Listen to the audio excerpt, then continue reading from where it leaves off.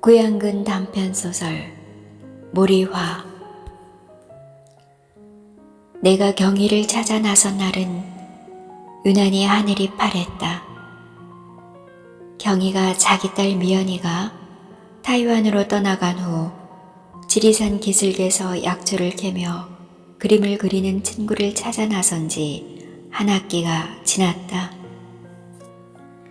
감히 꽃보다 더 붉게 물든 늦가을의 어느 날 오후, 경희가 사는 지리산 누르목 입구 오매실 마을은 쨍그렁 깨질 것 같은 파란 하늘 아래 온통 붉은 감이 흐드러지게 달려 있었다. 마을 앞 가까운 동산에서 간편복 차림의 두 여인이 광주리를 끼고 내려오고 있었다. 친구는 지리산으로 들어온 지 꽤 시일이 지났는지 시골티가 제법 배어있고, 경희는 이제 막 지리산으로 들어온 탓에 아직 서투른 시골 차림이다. 경희가 먼저 나를 발견하고 발걸음을 멈추고 감전된 사람 마냥 우뚝 서서 움직이지를 못한다. 나도 땅바닥에 발이 붙은 듯 물끄러미 경희를 바라보고 있었다. 갑자기 서서 움직이지 않고 나를 주시하고 있는 경희를 본 친구는 양쪽을 번갈아가 보며 이 희한한 광경을 넋을 잃고 구경하고 있었다. 그날 나는 오후 3시에 강의가 다 끝났다. 여대의 오후 3시는 무척 한가하다. 집에 돌아갈까, 책을 좀 더 보다가 갈까 망설이다가 우선 차나 한잔 하려고 포트에 물을 올렸다. 그때 연구실 문을 놓고 하는 소리가 들렸다.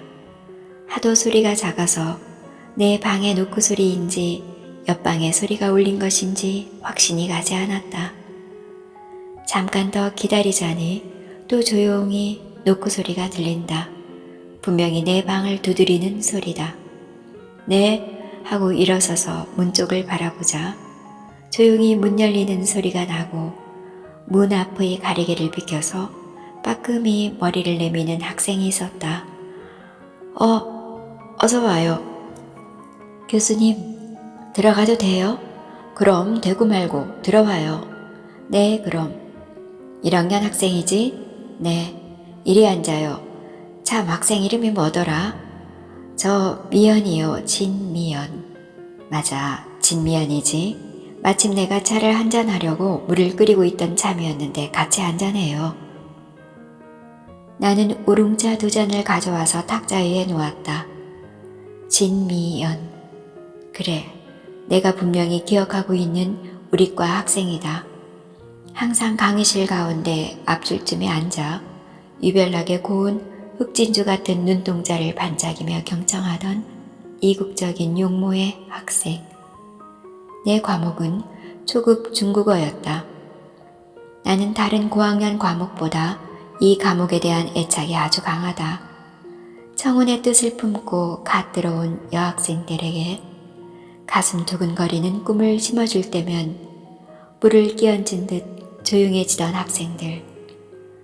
나는 이 파릇파릇한 새내기들을 보고 있으면 깊은 산속의 석간수를 마신 듯 기분이 상쾌해진다. 내 연구실은 언제나 개방되어 있어요. 1년이 다 되도록 만약 내 연구실을 한 번도 들르지 않은 학생이 있다면 학점 주기가 곤란해요. 교수와의 인과관계를 쌓을 수 있는 것도 대학 생활에서 익혀야 할 중요한 과정이에요. 혼자 와도 좋고 몇 명이 같이 와도 좋아요. 말은 이렇게 했지만 정말 연구실을 들르는 학생은 드물다. 한 번 4명의 학생이 같이 들러서 이야기를 하고 간 뒤로 처음 들른 학생이 미연이다. 나는 1학년 학생들에게 한 학기에 한 과를 외워서 강의를 마치게 한다. 때문에 1년이면 2과를 전체 앞에서 달달 외워야 한다. 수업이 시작되면 10분 이내의 시간을 할애해 주어 일어서서 외우게 하고 수업을 시작한다. 미연이는 1학기 수업에서 맨 먼저 일어나 암송을 했던 학생이다. 나는 중문과 학생들의 흥미를 돋우기 위하여 노래를 하나 가르치기로 마음먹었다. 그러나 나는 노래를 잘못하기 때문에 1학년 중에서 MT 때 가수의 별명을 얻은 B 학생에게 카세트 테이프를 미리 주며 노래를 연습해 오라 하였다. 노래의 제목은 무리화였다. 취할 정도로 짙은 향기를 내뿜는 무리화 꽃을 노래한 중국 동요이다. 중국 강서지방 민요를 동요로 각색한 것인데 묻 중국인의 사랑을 받는 노래이다. 정확한 발음과 해석은 내가 해주고 노래는 B 학생이 선창하고 다른 학생이 따라하기로 하였다. 나는 학생들에게 당부하였다. 옆방에서는 지금 수업을 하고 있으니 낮은 소리로 불러야 해요. 알았지요? 학생들은 모두 알았다는 표정이고 즐겁게 잘 따라할 테니 어서 노래나 시작하자는 얼굴이다. 하오이 뚜오 메이리디 모리와 한 송이 아름다운 모리와 하오이 뚜오 메이리디 모리와 한 송이 아름다운 모리와 펀팡 메이리 만지야 가지마다 넘치는 여우샹 여우바이 런런과 그윽한 향기의 하얀 꽃 랑우 오라이 장리자이샤 아름다운 꽃을 친구에게 쏨깨이 삐에런자 한 송이 보내련다. 모리와 모리와 모리와 모리와. 모두는 아주 즐거운 표정으로 노래를 따라 불렀다. 그런데 미연이는 웃지도 않고 고개를 한번 갸우뚱하더니 아주 심각한 표정을 하였다. B 학생을 따라서 입을 몇 번 달싹거리기도 하였으나 이내 입을 다물고 무슨 생각에 잠겼다. 나는 그때 미연이를 한참 동안 눈여겨본 기억이 난다. 좀 이상하다고 생각은 하였으나 대수롭지 않게 지나치고 말았다. 그날은 미처 교수가 수업을 파한다는 말을 하기도 전에 미연이는 가방을 챙겨 성큼성큼 밖으로 걸어 나갔다. 한번 내 연구실을 들른 미연이는 그 뒤로도 몇 번 진로 상담을 하였다. 어느 날 미연이는 자기 가정사를 이야기하였다. 자기는 지금 학교 근방에서 어머니와 단둘이 살고 있다고 했다. 어머니의 고향은 여수라고 했다. 어머니는 이름을 경이라는 외자를 쓰는 화가인데 그의 단짝 친구가 서울의 D대학 미대 교수라고 했다. 경의 처녀 시절 어느 날 여수 해변에서 캠퍼스를 걸고 스케치를 하고 있는데 저 멀리서 상하의 모자까지 온통 하얀 빛깔의 마드로스 하나가 아지랑이 속을 걸어오고 있었다. 점점 가까이 온 청년은 경희의 캔버스 스케치를 보더니 가벼운 미소를 짓고 무어라 말을 하였다. 그런데 그 말이 무슨 말인지 알아들을 수 없었고 그의 옷차림도 자세히 보니 한국인의 마드로스 복장과는 다른 데가 있었다. 경희는 바닷가에서 자란 처녀이기 때문에 한국인 마드로스들은 많이 보아왔는데 그들의 복장과 달랐다. 그는 아름다운 나라 타이완에서 온 멋쟁이 마드로스였던 것이다. 타이완은 처음에 포르투갈 선원이 발견하고 너무나 아름다운지라 포르모사 아름다운 섬이라 부르던 곳이다. 타이완 외항선을 탄 웨이핑이라는 이름을 가진 이 청년은 여수에서 일주일간 머무르는 동안 혼자 바닷가를 산책 나왔다. 서투른 영어와 중국어를 섞어가며 하는 제스처가 여수는 처음인데 어디에 경치가 좋은 곳이 있느냐는 의미인 것 같았다. 다정다감으로 똘똘 뭉친 경희는 잠깐 기다리라 해놓고 캠퍼스를 접어 바닷가 전방에 맡기고 마도로스를 따라 나섰다. 둘이는 누가 먼저랄 것도 없이 사랑에 빠졌다. 하루가 여삼추처럼 꿈같은 일주일을 보냈다. 돌아가서 편지를 하겠다는 웨이핑은 아니나 다를까 돌아간 뒤 사흘이 멀다고 편지가 왔고 경이 임신을 했다고 하자 편지를 받은 다음 날 득달같이 달려왔다. 경이 부모님의 강력한 반대에도 불구하고 둘이는 타이완행 비행기를 탔다. 부모님들의 반대는 타이완에서도 마찬가지였다. 특히 웨이핑의 어머니는 시어머니 티를 단단히 냈고 사사건건 반대하고 마음에 들어 하지 않았다. 한국이라는 나라까지 들먹이며 전에는 중국의 속국이었다니 뭐니 하며 말도 되지 않는 트집을 잡았다. 경희의 강력한 편이 되어준 사람은 웨이핑의 누이 동생 핑핑이었다. 핑핑은 경희를 무척 좋아하고 단짝 친구가 되어주었다. 경희, 미연이를 낳고부터는 유모 아이도 든든한 경희의 편이 되어주었다. 아이는 미연이를 업고 동네 이곳저곳을 돌아다니며 모리화를 불렀다. 아이가 가장 좋아한 노래가 모리화여서 미연이는 모리화 자장가 속에서 잠이 들고 잠이 깨곤 하였다. 핑핑과 아이는 경희를 좋아했지만 나머지는 무덤덤하던지 싫어하였다. 너무나 서운한 것은 웨이핑의 아버지의 태도였다. 가장의 주견을 세우고 한마디 해주면 좋으련만 중립을 지킨다는 것인지 뭔지 도통 경희를 두둔해 주지 않았다. 하기야 가장 귀여워했던 막내 아들이 말도 통하지 않는 생판 외국인 차를 데려왔으니 그럴 법도 할 일이다. 알고 보면 가장 반대하는 입장이지만 노골적으로 반대만 안 해준 것도 감사할 일이었다. 웨이핑의 집은 타이완의 남쪽 도시 가요승에 있었는데 바다가 보이고 아헤어 강이 내려다 보이는 언덕에 자리 잡은 그림처럼 예쁜 하얀 2층 집이었다. 집안은 뼈대 있는 가문으로 선박회사를 하고 있었고 부두에 따로 회사 건물이 있었다. 웨이핑의 집은 커다란 봉황수가 있는 집으로 유명하여 동네 사람들은 봉황수 집이라고 불렀다.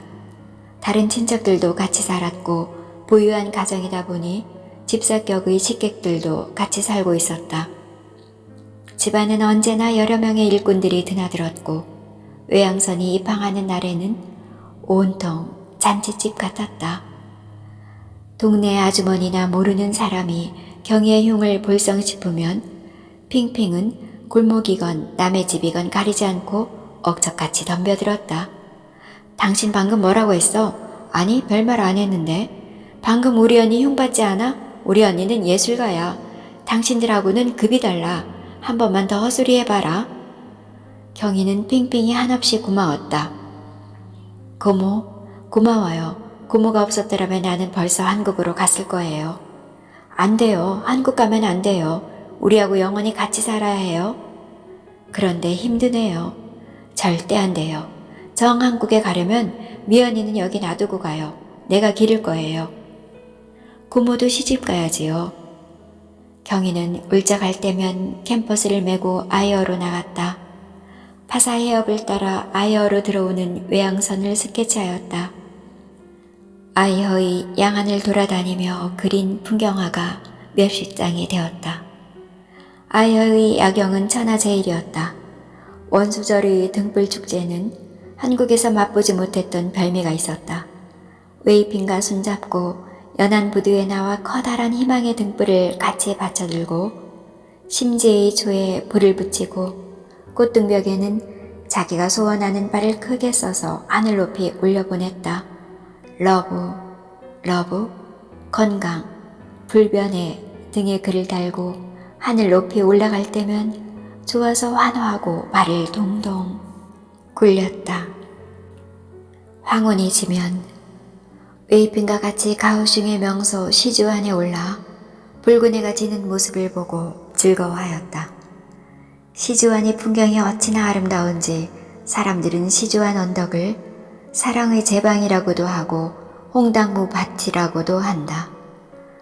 해지는 금빛 찬란한 하늘을 감상하기 위하여 모인 선남 선녀들이 언덕에 앉아 사랑을 속삭이는 모습이 마치 2개씩 짝을 지어 심어놓은 홍당무 같다고 해서 홍당무 밭이라고 이름하였다.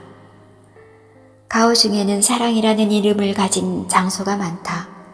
그런데 그렇게 아름답고 평화스러운 사랑의 도시와는 달리 경희의 신혼생활은 고달프기만 하였다. 웨이핑의 집에는 결혼한 2명의 형이 같이 살고 있고 그 자식들만 67명은 되었다. 2 언니들은 전혀 경희에 대하여 호의적이지 않았다. 비방하고 흉보고 나중에는 노골적으로 험담하기도 하였다. 요리도 못한다느니 말도 통하지 않는다느니 캔버스만 메고 다니면 제일이냐는 등 시비를 걸었다. 웨이핑이 있을 때는 덜하지만 웨이핑이 외양선을 타고 몇 달이고 집을 비울 때면 견디기 어려웠다. 그럴 때면 경희가 찾는 또 한 곳이 있었다. 불광사의 대불이었다. 경은 거대한 불상 앞에서 부처님께 무사태평을 간절히 기원하였다. 타이완 불광사는 세계 불광사의 본산답게 웅대무비하였다. 경은 윗바사나 수행을 하기 위하여 수행반에 등록을 하였다. 윗바사나는 부처님께서 진리를 깨달은 수행법이어서 경은 부처님처럼 무상과 무아의 지혜로 초탈한 경지에 이르고 싶었다. 그 과정에서 불광사에는 정암이라는 한국인 스님이 있다는 것을 알았다. 한국인을 뵈니 너무나 반갑습니다. 타이완에는 한국인 승려가 나 하나뿐인데 어찌 알고 찾아오셨습니까? 윗바사나 수행을 하다가 알았습니다. 시댁이 가회중입니다. 어허, 기연이로고. 그 뒤부터는 마음이 흐트러지려 할 때면 언제나 정암 스님을 찾아가 위로를 받았다. 미연이를 안고 가면 정암 스님은 너무나 좋아하셨고 옥불전에 데리고 가서 미연이가 오면 주려고 미리 감춰두었던 사탕을 옥불 뒤에서 꺼내 들려주고 안고 다니며 옥불을 만져보라고도 하였다. 미연이는 천사처럼 순진하게 이리저리 뛰어다니며 근엄한 부처님을 친구로 알고 안아보기도 하고 뽀뽀도 하였다. 봄 햇살이 유난히 좋은 어느 날 경은 미연이를 걸려서 정암 스님을 찾았다. 꼭 돌아가야만 하겠습니까? 나무아미타불. 네 스님, 지금 시댁과는 모든 것을 정리하고 한국으로 돌아가는 참에 스님을 뵈러 왔습니다. 나무아미타불. 이를 어찌하면 좋을꼬. 미연이는 나한테 두고 가도 되는데 그러면 나도 소유라는 재미도 있을 거고. 아닙니다. 말씀은 고맙습니다만 이제 3살밖에 안 된 아기이기 때문에 엄마가 꼭 곁에 있어줘야 합니다. 웨이핑이 외항선을 타고 아직 돌아오지 않은 사이에 사달이 벌어지고 말았다. 미연이가 큰올케의 딸 일인과 인형을 가지고 다툼이 벌어졌다. 큰올케는 미연이를 사정없이 때리며 인형을 빼앗아 일행에게 주었다. 이를 본 아이가 그 인형은 도련님이 외국에서 사온 거예요. 미연이 도로 돌려주세요 하자 큰올케는 내가 뭔데 참견이야 하고 죽일 듯이 노려보았다. 경희가 이를 보고 있다가 언니 너무하지 않아요? 하자 이것 봐라 이제 나한테까지 대들어? 하며 싸움이 벌어졌고 핑핑이 경희 편을 들자 드디어 큰 집안 싸움이 되고 말았다. 평소 때의 불평불만이 일시에 터지고 만 것이었다. 그런데 시어머니란 사람이 말리기는커녕 올케들 편을 들어 경희에게 손찌검까지 하였다. 경희는 자기도 모르는 사이에 그만 시어머니를 힘껏 밀쳐버렸다. 시어머니는 넘어지면서 손을 잘못 짚어 팔뚝배에 금이 가고 말았다. 이 사건이 있은 연후에 경은 한국행을 결심하였고 핑핑과 아이가 울고불고 매달려도 경은 미연이 손을 잡고 집을 나서고 말았다. 미연이만 데리고 한국에 돌아온 경은 여수 친정으로 갈 면목도 없었다. 온 식구가 그처럼 반대하던 결혼을 자기가 혼자 우겨서 동거부터 시작했기 때문이다. 서울에 머무르는 사이에 웨이핑으로부터 편지가 오곤 하였으나 몸이 멀어지면 마음도 멀어진다고 했던가 편지도 차츰 뜸해지기 시작하였다. 그러던 어느 날 정암 스님이 한국에 오는 인편을 이용하여 웨이핑의 근황을 알려주었다. 웨이핑은 처음에는 재혼을 완강히 거절하였으나 3년이 지나면서부터는 못 식구들이 등살에 못 이겨 그도 귀가 얇아지기 시작하였단다. 경은 웨이핑이 재혼했다는 소식을 듣고 분해서 사흘 동안을 울고불고 돌아다녔으나 이내 정신을 가다듬고 미연이만 데리고 살아가기로 결심을 하였다. 어느 날, 그날도 나는 수업이 다 끝나고 집에 돌아가려는 차비를 하고 있을 때 전화벨이 울렸다. 여보세요? 저 진미연이 엄마인데요. 아, 네. 제가 교수님 연구실에 한번 놀러가도 될까요? 네, 오세요. 미연이한테 말씀 많이 들었어요. 학교 근방에 살고 있다고 하더니 아주 가까운 곳인지 15분쯤 되니까 금방 연구실 문을 두드린다. 들어서는 경은 첫눈에 예술가이고 훤칠한 미인이었다. 이목구비가 뚜렷하고 눈썹이 약간 위로 치켜 올라간 야성미를 지닌 아직 전혀 자세가 흐트러지지 않은 젊은 여인이었다. 어쩌면 나의 망처와 그리도 닮은 데가 많은지 나는 한참 동안 멍하니 경희를 바라보고 있었다. 나의 상귀를 벗어난 시선을 의식했는지 경은 잠깐 말을 끊더니 자기 아랫도리를 내려다보았다. 경은 마치 나에게 모든 것을 털어놓지 않으면 안 되는 의무라도 있느냐 자신의 모든 과거를 털어놓았다. 그런 인연으로 미연이가 중문과를 왔구나 하는 것도 알게 되었다. 나는 경이 털어놓은 말들이 전혀 싫지 않았고 마치 듣지 않으면 안 되는 의무라도 있느냐 뭐요? 그래서요? 하는 재확인까지 해가며 경청하고 있는 자신을 발견하고 스스로 놀랐다. 나는 솔직히 말한다면 경희에게 첫눈에 반하고 있었다. 대학생애를 둔 엄마답지 않게 처녀의 젊음을 아직도 고스란히 간직하고 있는 경은 한떨기 묵년과도 같은 향기를 내뿜고 있었다. 절대로 재혼하지 않겠다고 굳게 다짐했던 나인데 경희를 보는 순간 굳은 다짐이 한순간에 무너져 내리고 있었다. 나는 하마터면 내가 상처를 하였고 홀몸이란 것을 말할 뻔하였다. 그러나 나는 정상적인 가정의 가장임을 기정사실화하면서 감정을 억눌렀다. 경은 어느 날 나에게 부탁이 있다고 하였다. 나는 타이완에서 유학을 하였고 중문과 교수이니 방법이 있을 것 아니냐며 웨이핑의 근황을 알 수 없겠느냐고 하였다. 나는 평소에 친하게 지내는 타이완 대사관의 H 참사에게 전화하여 좀 알아봐 달라고 부탁하였다. 이름을 전웨이핑이라고 하는 사람인데요. 한 15년 전쯤에 가오슝에서 살았던 마드로스입니다. 집은 부유한 편이고요. 교수님, 그런 정도의 사람이라면 쉽게 찾을 수 있을 것 같습니다.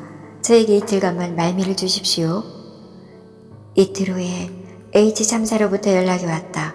웨이핑은 이전에 살던 곳에 아직 그대로 살고 있고 부두의 회사 건물만 옮겼는데 이전보다 더 목 좋은 곳에 훨씬 크게 신축을 했다고 했다. 웨이핑은 선박회사의 사장이 되어 있으며 이전보다 월등히 사업도 번창하여 이름만 대도 다 아는 명사가 되어 있다고 했다. 지금 당장 전화로 연결시켜 줄 수 있는데 그리 하겠느냐고 했다. 나는 감사하다며 연락은 이쪽에서 알아서 취하겠노라고 했다. 미연이는 자기 친부의 전화번호 주소까지 다 알게 되었는데 어찌 찾아가지 않을 수 있느냐며 여름방학을 이용하여 훌렁 타이완으로 날아갔다. 미연이는 가오슝의 주소를 보고 그 마을로 들어서고 있었다. 골목을 따라서 좁은 시냇물이 흐르고 한쪽에 신우대나무 무더기가 나왔다. 시냇물은 파란 이끼가 끼어 있으나 수정처럼 맑은 물이 기세 좋게 흐르고 있었다. 미연이는 꿈인지 생시인지 아이의 등에 업혀 개울을 따라가던 기억이 어렴풋이 났다. 엄마가 미연이를 찾아 나서고 미연이는 골목 입구의 다른 집 양지 쪽에서 울고 있다가 엄마를 보고 반가워 더 슬프게 울었던 기억도 꿈인지 생시인지 스치고 지나갔다. 사촌 형제 자매들과 뛰어놀던 정자나무 아래 풀밭이 어렴풋이 기억났다. 더 걸어 들어가다가 미연이는 소스라쳐 발걸음을 멈추었다.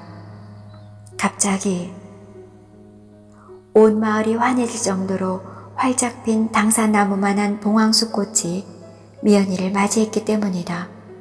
그렇다. 이 봉황화는 분명히 미연이가 보고 손뼉을 치고 좋아했던 꽃이다. 타이완은 유별나게 꽃을 피우는 나무가 많다. 그중 봉황수는 거대한 고목나무에 하늘 가득히 흐드러지게 황금빛 꽃을 피우는 나무이다. 봉황화는 미연이를 보며 춤을 추자는 듯 미풍의 가벼운 스텝을 밟고 있었다. 미연이는 자기도 모르는 사이에 한 줄기 눈물이 흘러내렸다. 그런데 웬일인가 어디서 조용히 노랫소리가 들린다. 하오이뚜오 메이리디 모리와 하오이뚜오 메이리디 모리와 펀팡. 미연이는 발걸음을 빨리하여 대문을 박차고 들어갔다. 마당의 평상에서 한 부인이 빨래를 개끼고 있다. 그 여인은 손을 멈추고 자기 앞에 장승처럼 서 있는 어떤 낯선 처녀를 유심히 바라본다. 두 사람은 거의 동시에 아이? 미연이? 아이 맞지요? 너 미연이구나. 이렇게 컸구나. 타이베이에서 내가 한 전화 받고 모두 기다리고 있어. 둘이는 손을 잡고 훌떡훌떡 뛰었다. 그때 마당에서 나는 말소리를 듣고 맨 먼저 뛰어나온 것이 핑핑이었다. 너 미연이구나. 나 핑핑고모야. 핑핑고모? 이때 집안에서 식구들이 우르르 문을 열고 나왔다. 모두가 마당으로 달려나오는데 뒤에서 우뚝 서 있는 중년 남자가 있었다. 미연은 첫눈에 아버지 웨이핑이란 건을 알아보았다. 웨이핑도 첫눈에 미연이를 알아보았다. 모두의 반가운 회우가 끝난 뒤 웨이핑이 천천히 마당으로 걸어 나왔다. 미연이는 걸어가 말없이 눈물이 글썽한 아버지의 품에 안겼다. 미연이는 한여름을 가오중에서 지냈다. 어려서 인형을 가지고 싸웠다는 이링은 미연이에게 몇 번이나 사과하였다.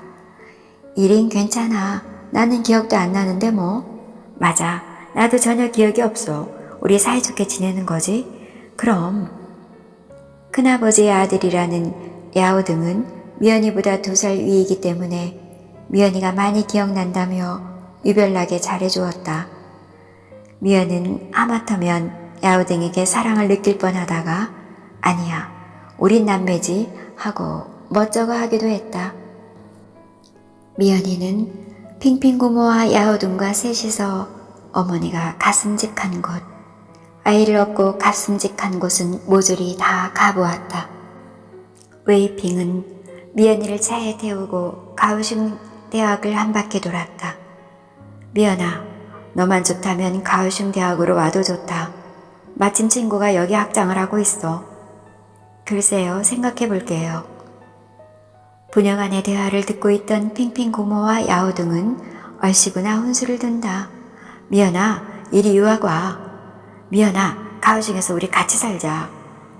그것도 괜찮을 것 같은데 엄마도 이해하실 거야. 잘 말씀드려봐.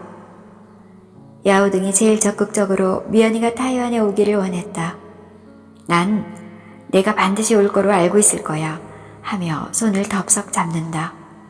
미연은 움찔하다가 생전 처음 만난 오빠에게 손을 맡기고 흐뭇해하고 있었다. 타이완에 살 때 어머니가 항상 외로움을 달랬다는 불광산에는 굳이 혼자 가기로 하였다. 버스에서 내려서 불광사로 들어서자 마침 불광사 부속 불광대학의 축제가 있는 날이었다. 절이고 대학이고 온통 축제 분위기로 휩싸여 있었다. 한 비구니에게 정암 스님을 묻자 지금 옥불당에 계실 것이라고 하였다. 미연이는 어머니로부터 말만 듣던 옥불당으로 향하였다. 옥불당을 들여다보니 한 노승이 108배를 들이고 있는지 끝없이 불참을 하고 있었다. 미연이는 합장 반배하고 한 구석에 서 있었다. 정암 스님은 108배가 끝났는지 마지막으로 고두배를 하고 돌아섰다. 나가려던 정암 스님은 한 처녀가 자기를 보고 서 있는 것을 발견하고 발걸음을 멈춘다. 미연은 정암 스님께로 천천히 걸어갔다. 정암 스님 아니십니까? 아니, 한국어를 하시다니 한국 사람입니까? 네, 스님. 혹시 15년 전쯤에 이곳에서 윗바사나를 하던 경이란 이름을 가진 한국 여자를 기억하십니까? 아니, 그럼 넌 맞아요. 미연이에요. 나무아미타불, 내가 그 미연이란 말이냐? 오랜 전생에서부터 알고 지내던 사람을 만난 듯 둘이는 손을 잡고 흔들었다. 정암수님은 미연이를 데리고 그 큰 절에 이곳저곳을 다니며 설명하고 다른 승려에게도 소개하고 같이 식사도 했다. 미연이는 스님이 마련해준 불광사의 거처에서 하룻밤을 지냈다. 스님, 제가 인생 상담을 하나 드려도 되겠습니까? 무엇이냐? 어서 말해보렴. 아버님이 가오슝으로 유학가서 살면 어떠냐고 하십니다. 나무아미타불, 어머니는? 글쎄 말입니다. 어머니는 타이완은 영원히 안 오십니다. 그리고 이곳 사정을 보아도 어머니가 올 형편이 아니고요. 물론 그러겠지. 그런데 미연아, 네 스님. 인생은 어차피 공술의 공수건이라 누구나 자기의 길을 가다가 종국에는 혼자 멸도하게 되어 있어. 엄마가 언제까지 너만 보고 살 수 없다는 것을 너도 알지 않니? 너는 너의 길을 가고 엄마는 엄마의 길을 가야 할 거야. 어떻게 엄마를 떼어두고 저 혼자요? 엄마는 지금이라도 재혼을 해야 해. 오히려 너 때문에 이렇게 혼자 사셨어. 홀로 된 부모에게 가장 큰 효도가 무엇인 줄 아느냐? 재혼을 시켜드리는 것이야. 내가 엄마 곁에 있으면 엄마는 오히려 쉽게 자기 갈 길을 갈 수가 없어. 내가 오히려 큰 장애물일 수 있어.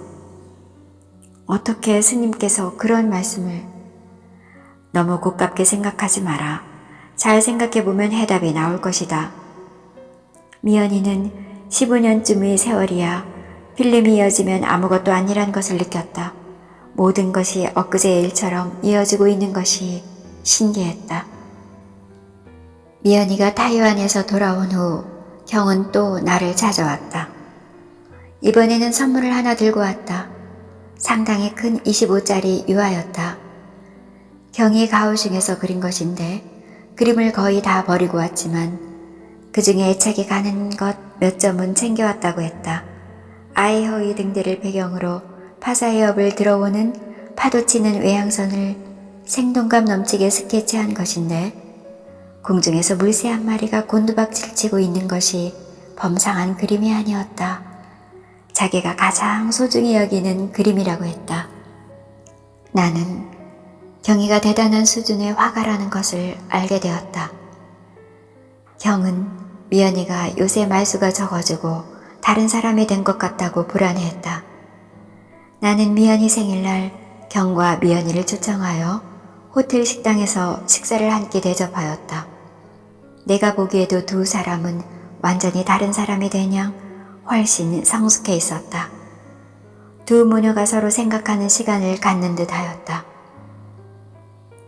어느덧 세월이 지나 미연이가 졸업을 하게 되었다. 그날은 혹시 미연이가 찾아오지 않을까? 아니면 다른 학생이라도 찾아왔다가 연구실이 잠겨있으면 실망하고 돌아갈까봐 혼자 연구실을 지키고 있었다. 그런데 가벼운 노크 소리가 났다. 문을 열고 들어선 학생은 역시 미연이었다. 졸업 가운을 입고 배고까지 하얀 스카프를 두르고 학사모를 끼고 나타난 미연이는 이제 완연한 성인이었다. 나는 무슨 말을 했는지도 모르게 횡설수설 축하의 말을 건네고 미연이는 떠나갔다. 미연이가 방을 나간 후 나는 허탈한 마음을 달래며 창밖을 내다보고 있었다. 왁자지껄하던 운동장의 소음도 잦아들 즈음에 전화벨 소리가 울렸다. 교수님, 저 미연이에요. 아직 안 돌아갔나? 네, 여기 교문 앞 공중전화예요. 교수님, 오늘은 꼭 교수님께 말씀드리려 했는데 못하고 나왔어요. 지금이라도 그 말을 할래요. 뭔데? 저는 교수님을 만나기 위하여 S여대에 들어왔나 봐요. 저는 항상 교수님을 아버님으로 생각하고 있었어요. 이 두 마디 말이었다. 또 무슨 말을 하려다가 생략한 듯 약간의 침묵이 흐르다가 그럼 이만 끊겠습니다 하며 수화기를 놓았다. 미연이는 벌써 강한 사람이 되어 있다는 인상을 받았다. 얼마 후 경희가 전화를 하고 연구실에 들렀다. 그날은 많은 이야기를 나누었다. 경은 내가 경희에게서 느낀 것처럼 나에게서 푸근함을 느낀 모양이었다. 이야기하며 밤을 새우자고 해도 전혀 거절할 태도가 아니었다. 그날은 어둠이 많이 내린 후에야 등 뒤에 야간 불빛을 받으며 학교 운동장을 가로질러 교문 쪽으로 걸어나갔다. 나는 경희의 손을 지그시 잡았다. 경희는 기다렸다는 듯이 오히려 손에 더 힘을 주더니 용감하게 내 팔짱을 낀다. 경희는 상당히 몸을 내 쪽으로 기대어 걷고 있었다. 미연이는 학원 강사로 일을 하다가 드디어 타이어한 아버지한테로 가서 가오슝대학 석사반에 들어갔다고 했다. 경은 지리산 기슭에 세상을 초탈하고 사는 화가 친구가 있는데 그 동네에 자기 집도 하나 마련해 놓으라고 부탁을 했단다. 지금 시골은 집을 버리고 도회지로 나간 사람이 수두룩한데 그런 집은 살 사람이 없어서 허물어지던지 폐가가 되어 간다고 했다. 몇 푼 한 집을 했는데도 썩 아담한 집이 하나 마련되었다고 연락이 왔단다. 그 친구와 같이 약초도 캐고 그림도 그리면서 세상을 살아가겠노라고 했다.